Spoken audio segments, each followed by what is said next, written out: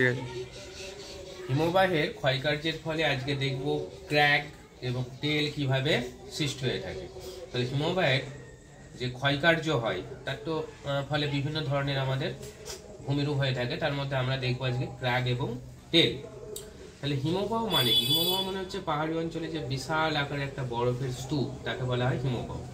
তাহলে হিমবাহ যখন প্রবাহিত হবে, সেই হিমবাহের প্রবাহ পথে যদি কোনো কঠিন শিলা থাকে, কঠিন বা শক্ত শিলা থাকে, এবং তার ঠিক পেছনে যদি কোমল বা নরম শিলা থাকে, তাহলে কি হবে? ওই যে আগে কঠিন শিলাটা ছিল, ওই কঠিন শিলাটা কি করবে না, হিমবাহের যে ক্ষয়কার্য সেটাকে বাধা দেবে, এবং পেছনের যে নরম শিলাটা ছিল সেই নরম শিলাকে কি করবে না, ক্ষয়ের হাত থেকে রক্ষা করবে। যার ফলে পেছনের যে নরম শিলাটা ছিল সেটা ক্ষয় না পেয়ে লম্বা আকারে অবস্থান করবে। এই যে লম্বা লেজের মতো অবস্থান করছে, একে বলছি আমরা টেল।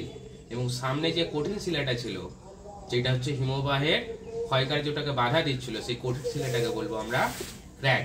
তাহলে এইভাবে আমাদের হয় ক্র্যাক এবং টেল হিমবাহের ক্ষয়কার্যের ফলে।